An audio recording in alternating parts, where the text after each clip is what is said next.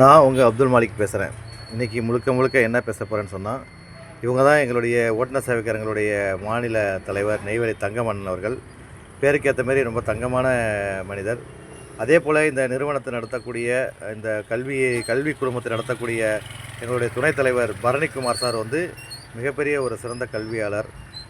ஏன் இதை நம்ம சொல்கிறோம்னு சொன்னால், ஓட்டுநர் சொந்தங்களுடைய குழந்தைகள் வாழ்க்கையில் முன்னேற வேண்டும், பொருளாதாரத்தை காரணம் காட்டி படிப்பில் கவனம் செலுத்தாமல் விட்டுறக்கூடாது, அல்லது படிக்க அனுப்பாமல் பெற்றோர்கள் விட்டுறக்கூடாது அப்படிங்கிறதுக்காக ரொம்ப சிரமம் எடுத்து நமக்காக ஒரு குறைவான கட்டணத்தில் ஒரு கல்வியை வழங்கிட்டு இருக்காங்கன்னு சொன்னால் அது மிகையாகாது. ஏன் இது சொல்லுன்னு சொன்னால், இதில் ஒரு உண்மையான சம்பவம் நடந்தது. ஒரு மாணவி, இஸ்லாமிய மாணவி, டியூஷனில் சேர்த்துட்டாரு அவங்க பெற்றோர், தந்தை. அவர் கரெக்டாக டியூஷன் விட்டு கரெக்டாக போய் அழைச்சிட்டு வர்றது இதான் பணியாக இருந்தது. ஒரு நாள் டியூஷன் விட்டு காத்திருக்கும்போது அவங்க தந்தை வரல. என்ன இது அப்படின்னு சொல்லி கேட்கும்போது, கரெக்டாக வந்துடுவாங்க, ஆனால் இன்றைக்கி பார்த்தா அவங்க தந்தை வரல. பார்த்தா வர வழியில் மாரடைப்பில் இறந்துடுறாங்க.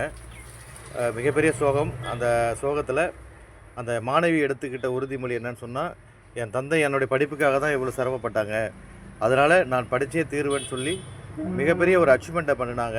மிகப்பெரிய ஒரு அச்சீவ்மெண்ட்டை பண்ணாங்க.